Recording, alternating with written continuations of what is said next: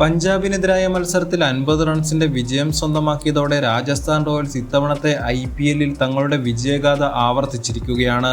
മത്സരത്തിലെ വിജയത്തോടെ ഒരു തകർപ്പൻ റെക്കോർഡാണ് മലയാളി താരം സഞ്ജു സാംസൺ സ്വന്തമാക്കിയത്. ഈ വിജയത്തോടെ IPL-ൽ രാജസ്ഥാൻ റോയൽസിനെ ഏറ്റവുമധികം മത്സരങ്ങളിൽ വിജയിപ്പിച്ച നായകനായി സഞ്ജു സാംസൺ മാറി.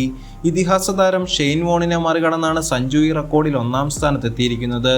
ഇതുവരെ 62 മത്സരങ്ങളിലാണ് രാജസ്ഥാൻ റോയൽസ് ടീമിനെ സഞ്ജു സാംസൺ നയിച്ചിട്ടുള്ളത്. ഇതിൽ നിന്ന് 32 വിജയങ്ങൾ ടീമിന് നേടിക്കൊടുക്കാൻ സഞ്ജുവിന് സാധിച്ചു.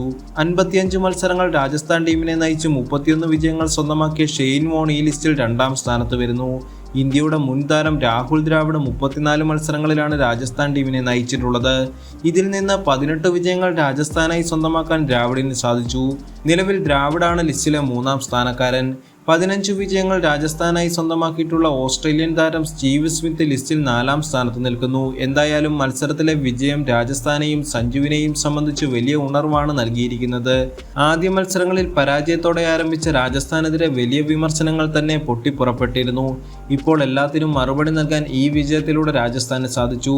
മാത്രമല്ല, ഓപ്പണർ ജയ്സ്വാൾ തന്റെ ഫോമിലേക്ക് തിരികെ എത്തിയതും മത്സരത്തിൽ രാജസ്ഥാന്റെ പോസിറ്റീവാണ്. ആദ്യ മത്സരത്തിൽ അനാവശ്യമായി റൺസ് വിട്ടു നൽകിയ ജോഫ്ര ആർച്ചറുടെ തിരിച്ചുവരവും രാജസ്ഥാന്റെ 4-ാം മത്സരത്തിൽ കാണുകയുണ്ടായി.